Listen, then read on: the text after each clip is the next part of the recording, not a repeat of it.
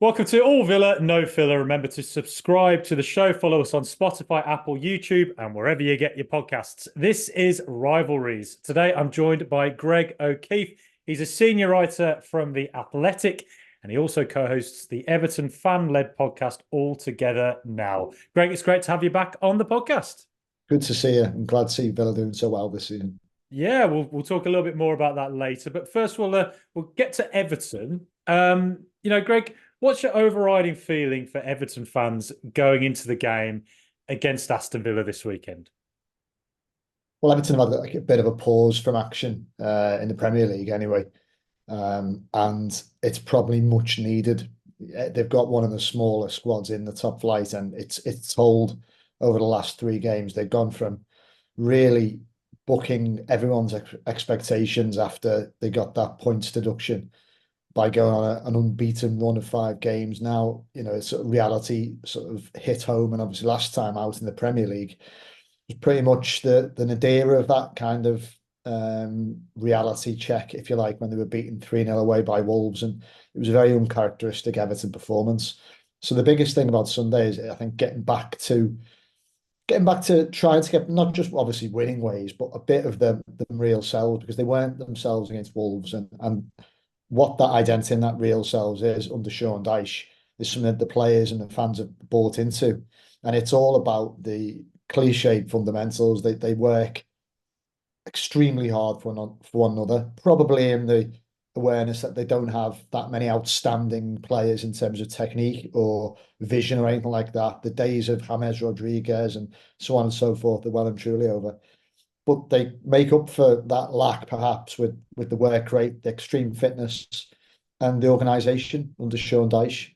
So I think it's going to be getting back to that with the little rider that, other than actually Wolves perhaps away, their low point of the season, the only other time when you could say they just didn't deliver and deserved to lose was at Villa.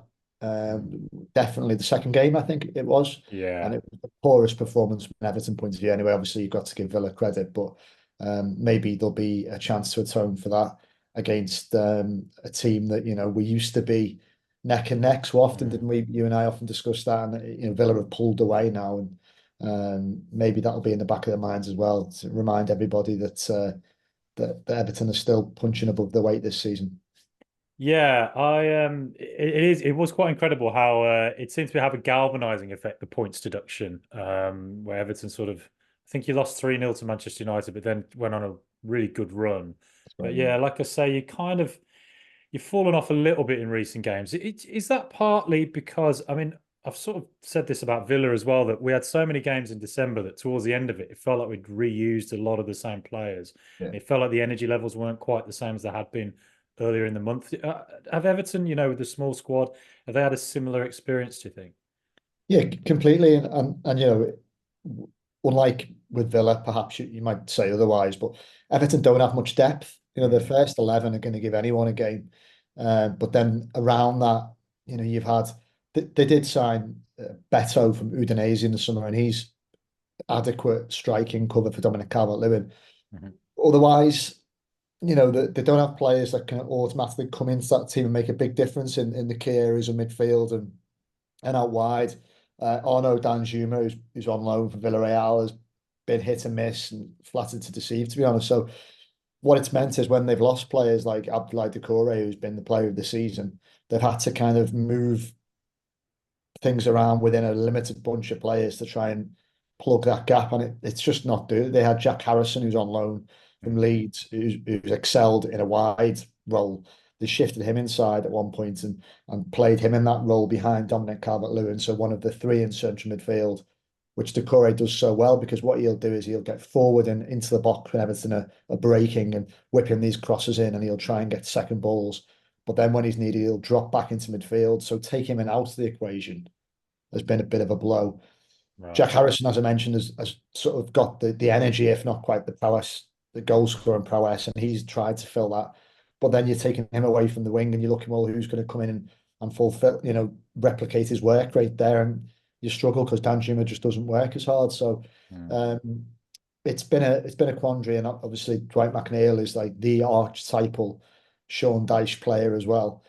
And he's, felt the pinch of all those games throughout December, like you mentioned, and picked up an injury in the FA Cup game at Palace. So I think this break that I mentioned at the top of the pod will hopefully have done Everton good. I know there's been talk of the players had extra time off, particularly ones who've been in the team every week. Mm. Your James Tarkowski's, your Mikolenko's, your Jordan Pickfords, and hopefully they're a bit rested and maybe even the extra day at the weekend. They play obviously on Sunday. It gives them a chance to compete really and show what they're about. Yeah, well, you mentioned him there, and one big piece of news is that Dominic Calvert-Lewin has had his red card rescinded Yeah. that he picked up in the FA Cup against Crystal Palace. So he's obviously not going to be suspended for the game this Sunday. How important is it to have Calvert-Lewin playing against the Villa? Really important because although it's fair to say he's not been in goal scoring form lately, Mm. he's still Everton's best striker, and he still gives the team a focal point and a work rate up front that you need for Sean Dyche's team and a game plan, like I mentioned earlier, to be effective. It needs a target man. Now, Beto can be that as well, but probably without the finesse of Dominic Calvert-Lewin. Mhm. And so I think there was such an uproar over his red card um, against Crystal Palace. But actually, having watched that game, I thought he could have been taken off earlier before he was sent off, not because of discipline issues, but just because he looked spent. And what he has done recently, to be honest, Frankie, is he's missed good chances, and Everton don't have enough creativity in the final third to miss the amount of really good chances they have. That's Mm. the difference between winning games for Everton. They don't have that many goals from midfield. Doucoure aside, so they need Calvert-Lewin to get his eye in again. It's not through lack of work rate, and I think he's one of those strikers who scores in clutches. So when one goes in, he'll relax and they'll start to come more often. But it's great to have him available and not suspended for 3 games. That would have been inconceivable, really, for given the nature of the red card. But he really needs to start putting away some of those chances. Yeah, and there's other key players as well. Dwight McNeil, who I think, from what I've seen of Everton this season, Dwight McNeil's been one of your best players, I Yeah, think. yeah. And Abdullah Doucoure as well. So what's the update on both of them? And if they are injured and out of the game, how big a loss are they? I think as it stands, Everton have always been looking at Sunday for Abdoulaye Doucoure's potential return. Okay. And if that is the case, like I say, it's a huge lift for Everton. He's a massive part of Everton being a bit more clinical in the final third, which is not something that they're good at. Take him out of the team, they're really bad at it. So that's important. Um, I don't think it's gonna be one where Dwight McNeil's ready in time. His injury looked really serious against Palace. Now we're still waiting to hear how serious. There's been a bit of radio silence on that, and obviously Sean Dyche will speak to the media tomorrow, Friday. So we'll know more then, and everyone in a royal blue sort of bent is just keeping their fingers crossed that it's not a serious one because, like you say, it's a toss between him and Doucoure for who's been Everton's 2 best players. Hmm. If neither can play, it makes the task against Villa so much harder. It really does. They'll give it a go. And I thought, they were brilliant after Dominic Calvert-Lewin was taken off against Palace. They really kind of kept the pressure on Palace and the pressing and the work rate showed how fit they are as a squad. But yeah, when you've got such a small group of players, you can't take away the 2 best players like that. Yeah, and yeah, like I say, like from what I've seen of Everton, I think those two players have really stuck out to me this season. Yeah. And got to mention it, the points deduction. How has that kind of impacted Everton and on the pitch and even as a fan base, really? I think the first thing to say in terms of the whole club is that, conversely, it's probably had a positive impact Right. on the relationship between the club itself, the players, and the fans. It's galvanized them. It's given them a commonality that they've lacked in recent seasons. Been a lot of infighting amongst the board, the fan base, a lot of negativity and actually quite toxic at times the last couple of years. I'm sure you've noticed it when you've been coming to Goodison or you've just probably heard the noise around the Mm. ownership and various instances that have pushed the fans to march against the former board, I should say, it's really brought the club together. Now, that's not to say it's a positive thing. It's an outrageous punishment. Yes, Everton were in breach of the profit and sustainability rules, and yes, therefore they deserve to be punished. But I think most people in football can agree 10 points was unduly harsh. And we wait with bated breath really to see not only what the Everton have lodged an appeal against that, not only what the outcome of that is, when that is decided upon, and just how it affects Everton's season and the Premier League season and the integrity of the competition in general. Because Mm. I'm going off topic here a bit, mate, but I feel it's potentially going to be absolutely chaos because you could have Everton, likely to have Everton who are involved in the relegation battle. If they was all of a sudden get, let's say, 4 points back or more, then they move clear and other teams drop into it. Are they going to complain and lodge appeals to the Premier League and threaten to sue Everton, the league? It's just going to be chaos Mm. before you even think about the potential charges against clubs based on their most recent accounts. And I'm talking obviously about Chelsea and Nottingham Forest. Yeah. I don't know where it all ends. Yeah, the Forest one's interesting as well. They could be in for a bit of trouble. It's definitely very fascinating. The only thing I can compare it to when you think of like, other clubs suing others are maybe Sheffield United, West Ham years and Yeah, years ago, but yeah, that's a very, very different scenario. But again, yeah, as you say, chaos. It'd be an interesting one to watch develop. But yeah, earlier this season, I went to see, I think the second game of the season when Villa beat Everton 4-0. Sorry to remind you of that. I genuinely, I was sat in the stadium and I was absolutely shocked at how poor Everton were that yeah. day. Like really, really, like, and I think it came a week after you'd lost at home to Fulham. I want to say 1-0. That's right. Yeah, the first game of the season. Yeah, yeah, So, and after that, I did think like, because I always thought of Everton are a team that's like, they won't go down. They'll find a way. yeah. But after that game, I did think, oh, goodness me, that's going to be tough. But Everton have, if their points hadn't been deducted, you'd be, really performing pretty well in the league this year. So what do you think it is, that's managed to turn around from such a terrible start to the season? What is it that's just worked?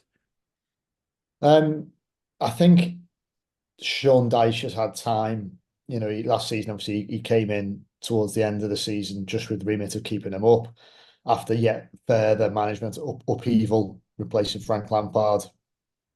And he probably had limited time to put his real stamp on how he wanted things to go, the playing style, and generally on the fitness standards. He had to work with what he had, and he dragged them over the line, if you remember, against Bournemouth on the final Mm. game of the season.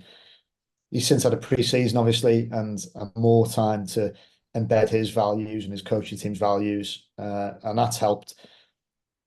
A lot of that's about resilience and physical prowess, and like I said earlier, they're not a very eye-catching team, but they do create chances. They do have a high XG, Mm. and if they can take the chances, they'll win more often than they'll lose. I think at the start of the season, probably a hangover from that Fulham game that you mentioned, when they actually played pretty well and then didn't take their chances and then suffered a couple of sucker punches at Fulham. I felt sorry for themselves, and it looked, a sucker punch, and they lost the game. First game of the season in front of the home fans. It's never a good look, is it?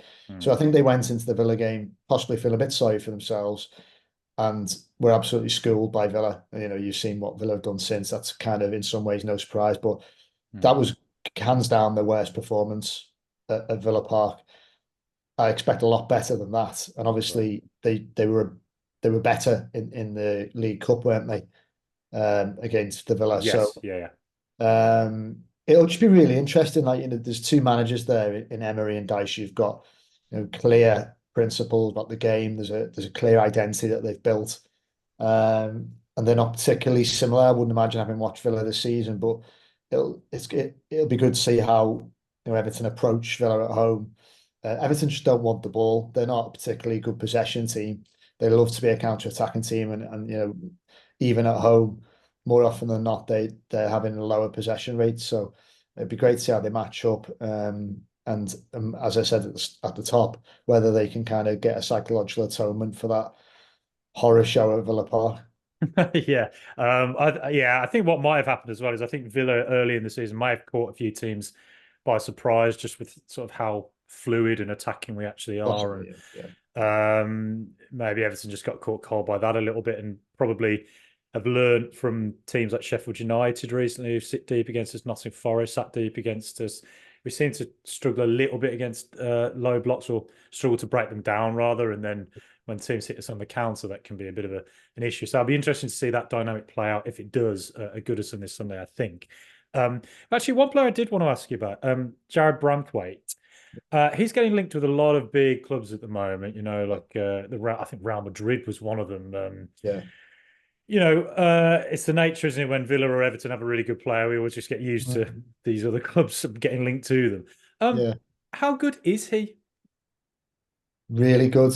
Right. Like he he reminds me in some ways that obviously they're different in others, but of John Stones, Right. in the sense of he came from a rather unfancied club in terms of Stones was Barnsley, Branthwaite, Carlisle, and came with a reputation, but also of being a really astute bit of recruitment. And a much bigger, more commanding, powerful athlete than Stones was at that age. But look, even his early displays after he joined, there was something, the odd cup game here and there, needed a bit of refinement.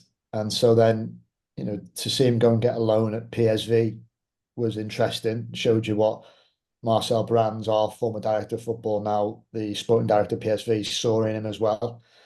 And he went and played there for a season and really matured, played a lot of games actually in a club that are expected to compete for the title in Holland. And obviously this season are having an exceptional season. Mm. And they were genuinely gutted to lose him back to Everton.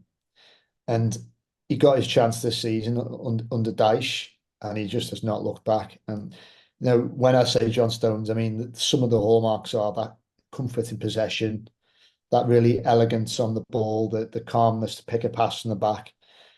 He's probably not like Stones in the sense that you could probably play John Stones anywhere in, say, let's say, in the midfield or central midfield or across the back, and he'd look like a Rolls Royce. But Branthwaite said he looks like a classy centre back who'll always pick the right pass. And physically, he's an absolute monster. He's 6'4", I think, 6'5" even. Great in the air. And for his age, like I say, extremely composed and mature. It doesn't surprise me. I know Davide Ancelotti stayed in touch with him. That's Carlo's son, former Everton manager and assistant manager.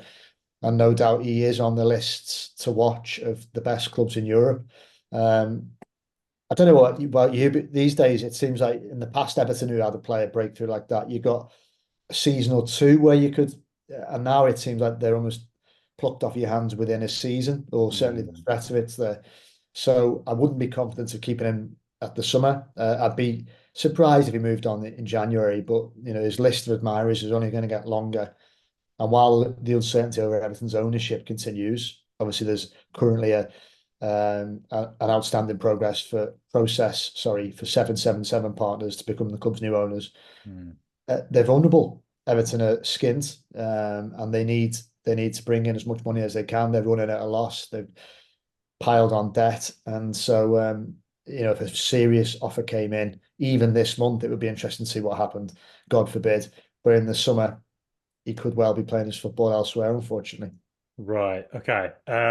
Well, looking at Aston Villa, for me personally, it's the most incredible season. I think, I started supporting Villa in 92, 93 when we came second. So I was very, very spoiled in my early years thinking Villa are a team who do really well and win things like the Coca-Cola Cup. Yeah. Lo and behold, 30 years later, that's not quite come to pass. But, this season things have changed. We've got a fantastic coach Yeah. and manager, but kind of as an outsider to Aston Villa, what do you make of Villa's overall performance this season? I suppose just quite pleased for them. Mm. I think it's lovely to see a club outside of the recently established top four, but not just break into it, but really set the cat amongst the pigeons by becoming a title contender. Mm. It's just what football's all about, isn't it? I know the easy comparison is Leicester, but obviously Villa are playing a more modern brand of football and they're actually holding their own with teams that everyone's supposed to sort of worship like City and Liverpool. And then also, I think it's nice to see. I always liked Unai Emery's Sevilla teams. I was Mm. blown away at how he managed to just dominate the Europa League with them. So it was a shame to see it not work for him at Arsenal. And obviously, with hindsight, probably Arsenal look at that and say he wasn't given enough time. But I just love it when someone who's been cast asunder, as you kind of the trendy thing for 5 minutes proves his credentials. And I think to see him do that at a big club in England and all of a sudden have them, it's a bit Ranieri-esque, isn't it? All of a sudden have them right there in the mix. Mm. I'd love to see Villa win the title. Unfortunately, I really hope I'm wrong. I can't see that happening, but Mm. even seeing them getting into the Champions League would be tremendous, wouldn't it? So yeah, I've been from afar. I've been really impressed with everything that they're about, and the football they're playing, and yeah, long may it continue. Apart from Sunday, obviously. Yeah, it's been, as I say, an extraordinary season playing football. Like there's times I've sat there in Villa Park, like laughing out loud at sort of this, um, you Yeah, know, play that's been on show. It's unbelievable to watch, really. yeah, But amazingly, Villa. It's always Villa who seems to have a bad record against other teams. yeah, Years and years without beating someone, but somehow we actually have a good record against Everton, and Everton have yeah. not beaten Villa in about 8 years, I think, somehow. Um, so, other than that kind of poor recent record, is there anything else in particular that gives you cause for concern this Sunday against Villa? Like any players in particular or anything else? Um, yeah, yeah, I think 1 to 11. Villa can cause Everton problems, and Luca Dean's obviously been playing really well, and type of player who just sod's law would score a free kick or outside the box, against his old club. But I think for me, it's the worry is that if we do go into the match without the players that we discussed, Doucoure and McNeil, it makes a tough task much harder. Mhm. Um, but yeah, Everton are defensively really good, and I'll be tested on Sunday. I just think you mentioned the low block. I'd be amazed if Everton didn't do just that. Yeah. Sit back, defend really deep, and try and do what they're good at, which is hit teams on the counter. So I guess it'll just be whether or not Villa can find a way through that. Certainly, I think it's gonna. It'd be great to see what you think of Jared Branthwaite as well. But Everton have on the right back side Nathan Patterson, who has sort of been up and down since he came from Rangers, youngish lad who can sometimes be a little bit defensively suspect. Now that it might be that they play Seamus Coleman, the captain, who's fit again. Mhm. He's been tremendous throughout his career, clearly, and an absolutely brilliant club man. But at 34, nearly 35, could Villa have some joy over there? I mean, where do you sort of see Villa exploiting, and who do you think Evertonians should be worried about on Sunday? Yeah, well, I think the player who's been having an absolutely exceptional season after 2 years of sort of struggling and being a bit middling in form is Leon Bailey, just out there on Villa's right hand side. His form has just been absolutely off the charts. Every Yeah, game he seems to be putting in an 8, 9, 10 out of 10. And he just has that, to quote Steven Gerrard, a moment of magic, but he just kind of yeah, he can do that. yeah, But it's not just that. It's almost like his attitude's different. People will do physical challenges on him now. He seems to just sort of get up. Like in the past, he would have stayed down and probably writhed around a little bit. And his interchange with Musa Diaby, who plays as our second striker, Ollie Watkins, those two on the right hand side have a really nice relationship. I think Luca Dean's likely injured this weekend because right. of Okay. shoulder injury he got against United. So Alex Moreno's coming back out there on the left with probably with Jacob Ramsey. But those two have had very long-term injuries. And so they're still kind of coming back to form, really. So the left-hand side was where we were really strong last season. Yeah, And with the addition of Pau Torres, actually, Torres, Moreno, and Ramsey with space to play into would be absolutely devastating. But I kind of feel like Ramsey and Moreno are still getting back to full fitness. yeah, Torres is coming back from an injury. Yuri Tielemans is out as well, I think, with an injury. That he's a big miss. yeah, So I think the right hand side with Bailey and Diaby, if they're the two Emery goes with, will be interesting to watch whether Everton can cope with them or whether they decide to Yeah, double up. Watkins, of course, is always a real danger. yeah, He's a predator. And then if somebody's going to control the game, it's likely going to be Douglas Luiz in the middle. He's a super midfielder. Genuinely incredible. looks like Yeah, a Real Madrid player, really. But I think, yeah. But the one thing with Villa though is, as I said, with Nottingham Forest away, Sheffield United, Zielinski, Mostar came to Villa Park. Burnley, sort of. Um, these kind of low blocks or the deep line defenses when they come up against Villa, we do tend to sort of look a little bit. We have a pattern of play and we fall into it. I mean, it's quite difficult to improvise and get out of it. So if Everton mm, were to be disciplined and hold out right at the first 20 minutes and just let settle into the game yeah. and hitting us on the counter, I think Everton could definitely do it. Sheffield United did it, so why couldn't Everton? It'll be interesting. Just on a side note, we spoke about Jared Branthwaite there, but I should have mentioned Pau Torres because you just love to see a defender like that who, Oh yeah. signed by a club like Villa who's just comes with a good reputation anyway and fits so fluidly into the Premier League Yeah. straight away. Not only gets it defensively, but just brings that sheer touch of class to what he does on the ball. He's been a delight to watch from the outside looking in. Yeah, he's been absolutely brilliant for us and arguably our most important player, given that, when he pushes forward, his passing is it's like he's almost like a classic kind of Spanish CDM style, very a good Yeah, tackler, but also on the ball, so technically gifted. He's a yeah, wonderful yeah, player, really. I say yeah. that now we'll go and get out muscled by Calvert-Lewin or something, and Mm. but hopefully not, for me anyway. So, like I say, it has been 8 years since Everton managed to get the win over Villa. But this Sunday, I'm going to ask you a prediction. It's always a fool's game. No one ever seems to win at it. But do you think this could be the weekend finally it ends, or are you not feeling too hopeful given some of Everton's injuries? It's I almost want to give you two predictions, one without Doucoure and McNeil and one with them, but I can't be that selfish. I'm gonna kind of air that we'll get that Doucoure will come back, McNeil won't, and that's really important for us to at least have Doucoure back. And I am gonna. It sounds like sitting on the fence, but it's probably more like what I think would be our best option realistically, which would be a draw. They do love a draw, these two teams, don't they? Yeah, Sometimes, high scoring ones in the past. So I'm going to go for 2-2. that's exactly the score I'm going for as well. Yeah, Great minds to think about. yeah, yeah. I think too. So I think Everton will get. I think at home, crowd noise. Yeah, yeah, Have a couple of weeks away. I yeah, just think both clubs will go into it, and I think it'll be a proper ding dong battle, hopefully. yeah. But yeah, so Greg, like I mentioned, you're at the Athletic. For those who don't know, where can they find your work and you online?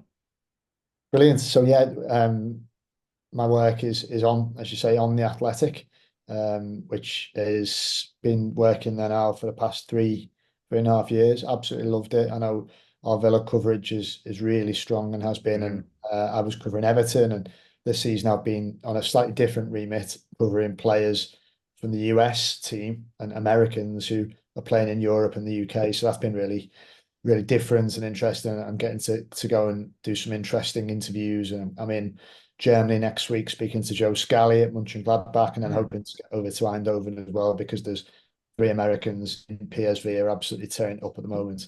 So that's been good fun. Yeah, and you can follow my tweets on all those things at Greg OK, Greg OK on Twitter.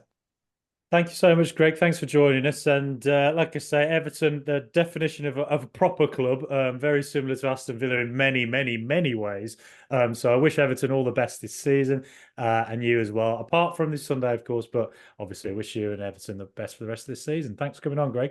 Been a pleasure. Good luck for the rest of the season, and thank you.